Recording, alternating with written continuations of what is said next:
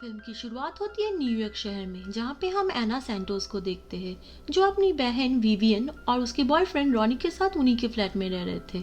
दरअसल एना के पास अभी रहने की कोई भी जगह नहीं है और उसके पास कोई नौकरी भी नहीं है, क्योंकि वो अभी मास्टर से आर्ट्स और हिस्ट्री में, लेकिन उसके पास फिलहाल कोई भी जॉब नहीं है। लेकिन वो इतना पैशनेट है आर्ट्स में कि उसी फील्ड में ही वो करियर बनाना चाहती है और इसीलिए हार्नोस नाम की एक बहुत बड़ी कंपनी में वो इंटर्नशिप कर रही है। और इसके चलते विवियन और रॉनी को भी बहुत ज़्यादा प्रॉब्लम हो रही है, क्योंकि उन्हें प्राइवेसी नहीं मिलता है। एना के पास बैंक में कोई बैलेंस भी नहीं है और वो बहुत ही ज़्यादा दिक्कत में है और इसीलिए इस जॉब की तलाश उसे बहुत देर से है। इसके बाद हम देखते हैं कि एना अपनी ऑफिस पहुंच चुकी है और उसके शर्ट में एक बहुत ज़्यादा गंदा दाग लग गया है। लेकिन उसी टाइम उसके बॉस वहाँ पे आ जाते हैं और हम देखते हैं उसका बॉस, जिसका नाम है क्लियर, वो एक परफेक्शनिस्ट है। वो सभी के पूरा मेकअप, लुक, सब कुछ चेक करते हैं और ऊपर से कपड़ा भी, ताकि ऑक्शन हाउस में सबको ही प्रोफेशनल लगे और परफेक्ट लगे और यहाँ पे गलती की कोई भी गुंजाइश नहीं। लेकिन लेकिन क्लेयर की नज़र एना की शर्ट पे पड़ते हैं और इसीलिए उन्हें वो निकाल देते हैं। इसके बाद हम देखते हैं कि एना अपनी डेस्क में बैठे बैठे ब्रोशियर को चेक करने लगती है और उसे पता चलता है कि ब्रोशियर में एक बहुत बड़ी प्रिंटिंग मिस्टेक हो गई है और वो तुरंत ऑक्शन हाउस में आके क्लियर को ये बात बताती है। इस और इसके बाद हम देखते हैं कि क्लेयर उस आदमी को तुरंत जॉब से निकाल देते हैं जिसके चलते ये गलती हुई थी, क्योंकि यहाँ पे गलती की कोई भी गुंजाइश नहीं। और एना पे वो बहुत ज़्यादा इम्प्रेस भी होते हैं, क्योंकि एना ने ठीक टाइम पे गलती को आइडेंटिफाई कर दिया था, जिसके चलते उनका जो रेपुटेशन है वो बाल बाल बच गया था। इसके बाद हम देखते हैं कि एना भी बहुत खुश होती है, क्योंकि क्लेयर उससे काफ़ी इम्प्रेस्ड हो गई थी और इसके चलते एना बहुत ज़्यादा पार्टी करती है, वो ड्रिंक्स पीती है। लेकिन उसके बाद वो फिर से मायूस हो जाती है, क्योंकि इस प्रेस से उसका कोई भी प्रॉब्लम सॉल्व नहीं हो रहा है। उसके पास अभी रहने के लिए कोई जगह भी नहीं है, क्योंकि विवियन और रॉनी चाहते हैं कि वो इस फ्लैट से जल्दी निकल जाए, लेकिन उसके पास जाने के लिए कोई भी जगह नहीं। नेक्स्ट डे मॉर्निंग में हम देखते हैं कि एना को ऑफिस से एक फ़ोन आता है, जिसके चलते उसके ऑफिस से बताते हैं कि उसे लंदन जाना पड़ेगा, क्योंकि वहाँ पे एक ऑक्शन होने वाला है और जिसके चलते उन्हें एक असिस्टेंट की ज़रूरत है, जिसमें एना बहुत ही खुश होती है। लेकिन रॉनी उसका बैग बैग सब पैक कर देते हैं। इसके बाद हम देखते हैं कि एना एयरपोर्ट पहुंच चुकी है, लेकिन क्लेयर के जो दो असिस्टेंट हैं उन लोगों एना के साथ बहुत ही मिसबिहेव करते हैं। वो लोग एना की टिकट एक इकोनॉमी क्लास में बुक किए हैं, जिसका फ्लाइट 4 घंटा देरी पे है, लेकिन वो लोग एना को जल्दी बुला लिए हैं ताकि उनका बैग एना उठाए। ये सब कुछ वहाँ के चेक इन ऑफिसर सब कुछ सुन रहे थे। वो लोग देख रहे थे कि ये लोग कैसे एना को मिसट्रीट कर रहे हैं और इसीलिए वो चेक इन ऑफिसर एना की इकोनॉमिक क्लास के जो टिकट था उसको फर्स्ट क्लास में कन्वर्ट कर देते हैं। एना को अपग्रेड मिल चुकी थी और इसीलिए वो लाउंज में टाइम स्पेंड करती है, वहाँ पे स्पा करती है और एक ड्रिंक भी पीती है। लेकिन एक फ़ोन के दौरान उसका ड्रिंक एक वहाँ के आदमी के ऊपर गिर जाता है। उस आदमी का नाम है विल। और इसके बाद हम देखते हैं कि गलती से विल और एना का सीट बिल्कुल पास पास ही था और विल ये दोनों बात करते हैं और यहाँ पे हमें पता चलता है कि विल लंदन का रहने वाला है और वो न्यूयॉर्क आया था एक इंटरव्यू देने के लिए। और वो एना से बात करता है और उसे ऐसा लगता है कि एना एक आर्ट डायरेक्टर है और एना भी इस बात से काफ़ी खुश होती है। वो इस बात का झूठ नहीं बोलती है, वो उसे ये अच्छा लग रहा था कि वो एक आर्ट डायरेक्टर है। तो वो ये बताती है कि वो हार्नोस कंपनी जो आर्ट ऑक्शन कराती है वहाँ की उसकी मैनेजर है। इसके बाद हम देखते हैं कि ये लंदन पहुंच चुके हैं और लंदन पहुंच के विल उसकी मम्मी कैथरीन से उन्हें मिलाते हैं। एना कैथरीन से मिलके काफ़ी खुश होती है और कैथरीन एक ब्रिटिश सेलिब्रिटी भी है, जिसने अपनी कम उम्र में बहुत सारे एडवर्टाइजमेंट किए हैं। वो एक नोन फेस है और एक सेलिब्रिटी भी, और आज भी ब्रिटेन में उनकी एक्टिंग को सराहा जाता है। और कैथरीन और विल मिल के एना को होटल में ड्रॉप कर देते हैं।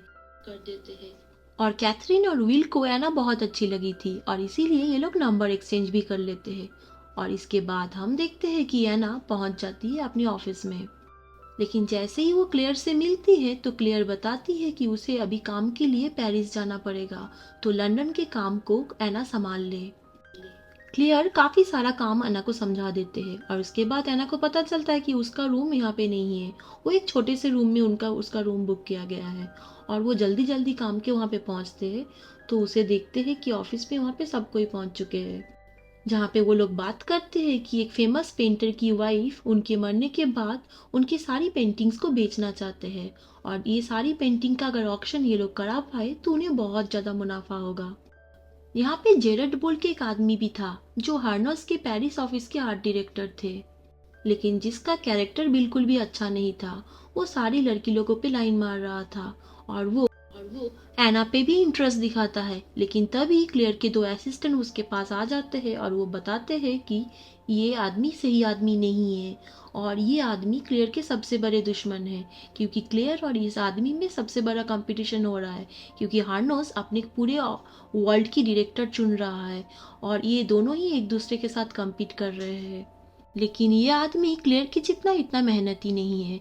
इसके बाद उनके दो असिस्टेंट उसको अपने ऑफिस में ले जाते हैं, जो कि एक बेसमेंट पे था। ये ऑफिस बहुत ही खराब हालत में था, लेकिन एना कुछ भी नहीं कहती है और वहीं पे काम करने के लिए राजी हो जाती है। वो अब अब काम करते करते काफी रात हो चुका था। अब उसे पता चलता है कि उसका लैपटॉप बैग भी व्हील की गाड़ी में रह गया है, तो वो फोन करती है। तो वो लोग कहते हैं कि चलो यहाँ पे पार्टी हो रहा है, तुम यहाँ पे आ जाओ। तो फाइनली एना भी वहाँ पे पहुँच जाती है। पार्टी में कैथरीन उसे देख के बहुत खुश होती है। वहाँ पे विल भी था। विल भी उसे देख के बहुत खुश होता है। इस पार्टी में काफी सेलिब्रिटीज आए हुए थे, उनमें से एक पेंटर भी थे। एना उनसे मिलके बहुत खुश होती है क्योंकि वो उनके काम के फैन है। और इसके बाद विल और एना काफी बातें करते हैं और सभी को एना बहुत पसंद आ गए थे।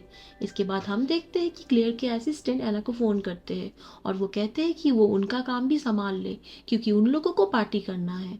एना कुछ नहीं बोल पाती है क्योंकि वो एक इंटर्न है और इसके लिए उनका सारा काम उसे भी करना पड़ता है। और इसके बाद हम देखते हैं कि एना विल और कैथरीन से मिलने के लिए अंदर के रूम में आती है, जहाँ पे उसे बहुत सारे फेमस पेंटिंग्स दिखता है। कैथरीन बताती है कि सारे पेंटिंग्स उसके थर्ड हस्बैंड ने बनाया था, जिसका भी डेथ हो चुका है। अब एना और भी बताती है कि ये सारी पेंटिंग्स प्यार दर्शाती है। ये सारी पेंटिंग्स में कहीं ना कहीं डीप लव के बारे में ही बताया गया है। ये सब सुनने के बाद कैथरीन भी थोड़ा भावुक हो जाती है। कैथरीन बताती है कि हार्नोस कंपनी के साथ वो एक डील बना के ये सारी पेंटिंग्स को बेचने वाली है। यहाँ पे एना को पता चलता है कि आज सुबह जो पेंटिंग्स को बेचने की बात हो रही थी, ये और कोई नहीं कैथरीन है। तो इसके बाद कैथरीन उसे बताते हैं कि तुम ये सारे पेंटिंग्स का डील करो, लेकिन एना साफ मना कर देती है। वो कहती है ये उस बारे में बात नहीं कर सकती है, क्योंकि क्यों क्योंकि दूसरे डायरेक्टर इस कंपनी की डीलिंग को कर रहे हैं, जिसके चलते उन लोगों में इंटरनल कॉन्फ्लिक्ट हो सकती है। और इसलिए अभी एना को पता चल जाता है कि आज ऑफिस में जो इतने सारे $1 मिलियन की डीलिंग की बात चल रही थी, वो क्लाइंट और कोई नहीं कैथरीन है। और इसके बाद हम देखते हैं कि एना को शेक्सपियर्स का मिडनाइट समर नाइट्स की एक शो का टिकट चाहिए था, जो उसको कहीं से नहीं मिल रहा था। लेकिन कैथरीन और विल कहते हैं कि ये टिकट इंतज़ाम हो जाएगा। और इसके बाद हम देखते हैं कि एना अपने काम पे बहुत ज़्यादा ध्यान दे रही है। वो सारा काम करके विल से भी मिलने जाती है, जो कि काफ़ी सारे छोटे छोटे बच्चे लोगों को फुटबॉल ट्रेनिंग दे रहे थे। इन दोनों में अच्छा दोस्ती हो जाते हैं और इनका बॉन्डिंग धीरे धीरे प्यार में बदल जाती है। विल को एना की झूठ के बारे में कुछ भी पता नहीं था। इसके बाद हम देखते हैं कि क्लेयर पेरिस से वापस आ जाती है और वो शेक्सपियर के उस शो की टिकट्स मांगते हैं, लेकिन उसके असिस्टेंट उस टिकट को इंतजाम नहीं कर पाए थे। लेकिन तभी एना वो टिकट उनको दे देते हैं, तो क्लेयर फिर से एना के ऊपर बहुत ज़्यादा इम्प्रेस्ड हो जाती है। इसके बाद हम देखते हैं कि विल एना को मैसेज करती है कि एक पार्टी में आने के लिए। एना उस पार्टी में बहुत सुंदर सज के आ जाती है। वो क्लेयर की ड्रेस को बोरो किया था। इसके बाद हम देखते हैं कि कैथरीन भी एना को देख के काफ़ी खुश होती है और पार्टी में ये दोनों काफ़ी बात करते हैं। और इसी दौरान एक फोटोग्राफर इन दोनों के फोटोज भी खींच लेते हैं। कैथरीन पहले से ही सेलिब्रिटी है और उसके साथ एना भी बहुत खुश होती है और सुंदर भी दिख रही थी। लेकिन एना को तुरंत वहाँ पे क्लेयर दिख जाती है और इसीलिए वो जल्दी उस पार्टी से भाग जाती है। लेकिन विल उसे देख लेते हैं और इसीलिए एना बहाना बना देती है। तो विल उसे एक दूसरे क्लब में लेके आते हैं, जहाँ पे ये लोग ड्रिंक भी करते हैं और बहुत पार्टी भी मनाते हैं।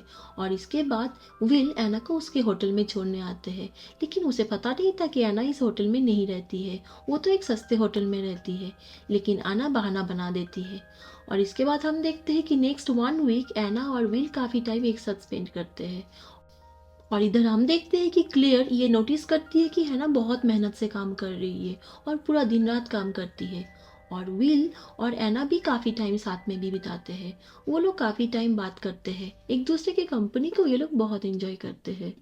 विल कन्फेस करता है कि उसे एना से प्यार हो गया है और इसके पहले सभी लोगों ने उसको इंट्रोड्यूस किया है, लेकिन एना इतनी सक्सेसफुल होने के बाद भी इतनी डाउन टू अर्थ है, इतनी ऑनेस्ट है। विल को ये बात बहुत ज़्यादा पसंद है, लेकिन ये सब सुनने के बाद भी एना कुछ नहीं बोलती है। वो अपना सच छुपा के रखती है।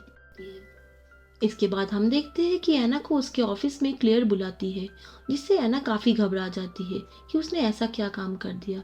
लेकिन क्लेयर के ऑफिस में क्लेयर उसे बताती है कि एना के काम से वो बहुत ज़्यादा खुश है और इसीलिए उसके इंटर्नशिप से वो जल्दी ही उसे काम पे रख लेंगे और उसे एक अच्छा प्रमोशन भी मिल सकता है। और ये सब सुनने के बाद एना काफ़ी खुश होती है, क्योंकि वो यही सब चाहती थी, जैसे उसका सपना पूरा हो रहा है। और तभी हम देखते हैं कि जेड वापस आता है और उसे ये बताते हैं कि उसका क्लाइंट कैथरीन अचानक से अपनी पेंटिंग्स को बेचने का प्लान बदल दिया है, क्योंकि किसी ने उसको इमोशनल कर दिया है कि उस पेंटिंग्स में लव है। और इस बात से इनके ऑफिस में बहुत ही बड़ा प्रॉब्लम शुरू हो जाता है, क्योंकि ये डील बहुत बड़ी डील थी। और इसी टाइम हम देखते हैं कि क्लेयर बताता है कि उसको तलाश करो, जिसके चलते ये डील बंद हो रहा है। और तभी हम देखते हैं कि विल एना से मिलने के लिए उसके ऑफिस तक आ चुका है। अब एना को बहुत ज़्यादा गुस्सा हो जाती है, क्योंकि उसके लिए ये डील, ये जॉब बहुत इंपॉर्टेंट था। तो विल को वो भला बुरा सुना देते हैं कि तुम यहाँ पे क्यों आए हो, बिना बात किए तुम यहाँ पे नहीं आ सकते हो, ये उसका ऑफिस है।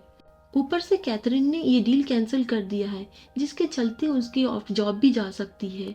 ये सब सुनने के बाद विल भी बहुत गुस्सा करता है, क्योंकि वो कहते हैं कि तुमने भी मुझे यूज़ किया है, मुझे ऐसा लगता था कि तुम डिफरेंट हो, लेकिन तुम हो नहीं। इसके बाद हम देखते हैं कि उसके ऑफिस में भी ये बात पता चल जाता है कि एना और कैथरीन एक साथ मिले हुए हैं। ये दोनों एक साथ पहले भी बात कर चुके हैं और इसीलिए क्लेयर उसको जॉब से निकाल देती है और उसे ऑफिस से भी बाहर कर देती है।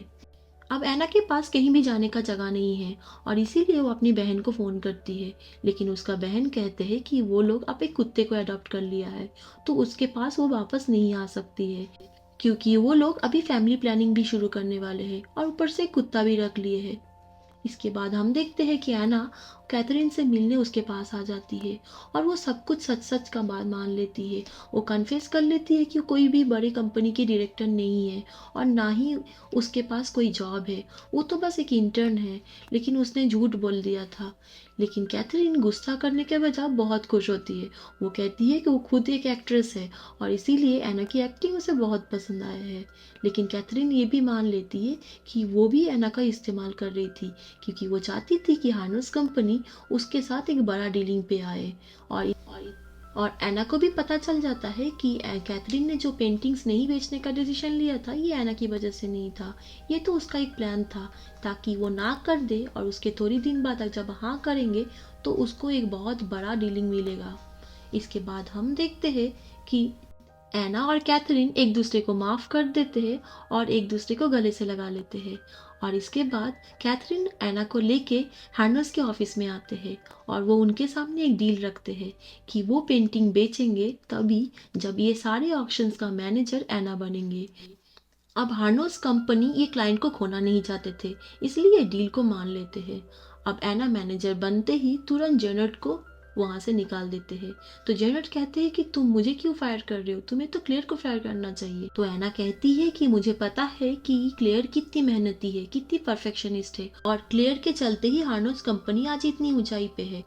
क्लेयर और एना मिलके अभी बहुत बड़ा ऑक्शंस करते हैं, जिसमें कैथरीन की सारी पेंटिंग्स 50 मिलियन डॉलर से भी ज़्यादा डॉलर में बिकते हैं, क्योंकि ये दोनों का मेहनत का फल था और जो कि किसी ने भी एक्सपेक्ट नहीं किया था। और क्लेयर और एना ने मिलके इस पेंटिंग्स की कीमत को मार्केट प्राइस से भी डबल कर दिया था, जिसमें उनको बहुत ज़्यादा प्रॉफिट हुआ। और ये चलते अभी दिखाया जाता है कि कैथरीन भी बहुत खुश है, कि इतना प्रॉफिट तो कैथरीन ने भी एक्सपेक्ट नहीं किया था। वो भी बहुत खुश होती है और वो बताती है कि तुम विल से पास जाके मिल के आओ। तो एना भी वापस आ जाती है विल से मिलने के लिए। आज वो वापस न्यूयॉर्क जा रही है, तो विल से वो बात करती है। वो कहती है कि देखो, मैंने तुमसे झूठ नहीं बोलना चाहती थी, लेकिन सिचुएशन ऐसा था कि मुझे झूठ बोलना पड़ा। लेकिन वो ये भी बात करती है कि उसके साथ बिताए हुए सारे पल उसको बहुत यादगार है और वो बहुत ज़्यादा स्पेशल है। और वो ये भी बताती है कि उसके पास ना पहले घर था ना पास जॉब, वो बहुत परेशान था और इसी के चलते उसके साथ वो कुछ भी नहीं बात बताई। तो विल कहते हैं कि तुम गरीब हो या तुम्हारे पास जॉब नहीं है, इससे मुझे कोई प्रॉब्लम नहीं, लेकिन तुमने झूठ बोला, इससे मुझे प्रॉब्लम है। और काश तुम मुझे तुम जैसी हो वैसी मिलती तो उससे मैं बहुत ज़्यादा खुश होता। इसके बाद हम देखते हैं कि कैथरीन वापस आ गई है और अब 6 महीना बीत गया है। कैथरीन ने अपना आर्ट गैलरी खोल लिया है जहाँ पे बहुत ज़्यादा मशहूर लोग भी आए हैं। क्लेयर भी उसे आए हैं और उसे एक्नॉलेज भी कर रही है।